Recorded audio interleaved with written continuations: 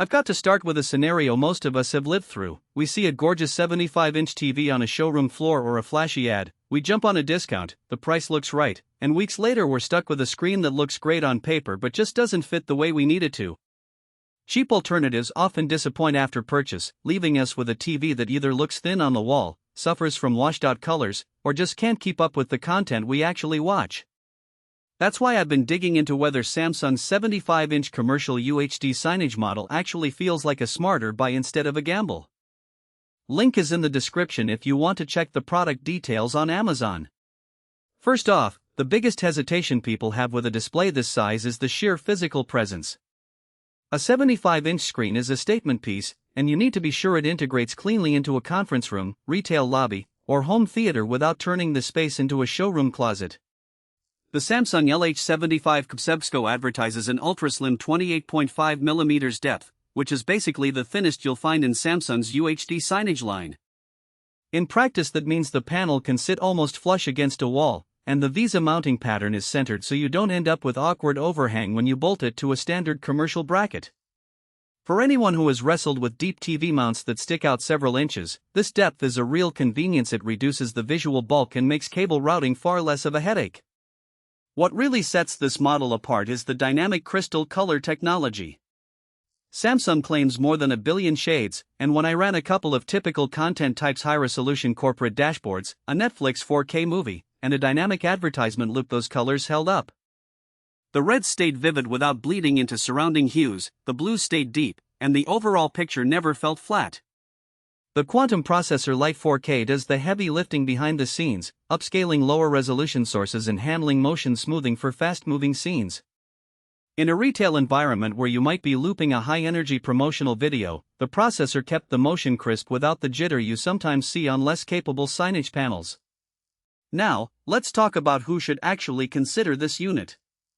If you run a small to medium business that needs a large display for digital signage, conference presentations, or an upscale waiting room, this product hits a sweet spot. The combination of a massive screen, ultra-slim depth, and vibrant color makes it ideal for spaces where the visual impact matters. Think boutique hotels, high-end salons, or a corporate boardroom that wants a wow factor without sacrificing a sleek aesthetic. The included 3-year warranty also adds a layer of confidence for commercial buyers who can't afford unexpected downtime. On the flip side, this is not necessarily the best choice for a typical home theater enthusiast who prioritizes deep blacks and cinema-grade contrast ratios. The panel is a commercial UHD display, not a dedicated OLED or QLED TV, so its contrast performance sits somewhere in the middle. If you're planning to watch movies in a darkroom, you might notice that blacks are more gray than absolute black, something that pure home theater screens usually brag about. Also, the built-in home UI is geared towards signage and menu navigation rather than a consumer TV interface, so you won't get the same smart TV app ecosystem that you'd find on a regular Samsung TV. For a family that wants to stream Netflix, Disney+, and Apple TV without a separate streaming box, you'll need to add a device, which adds extra cost and cable clutter. There are a few practical strengths that stand out after the initial installation. First, the panel's uniform brightness across the whole screen is impressive.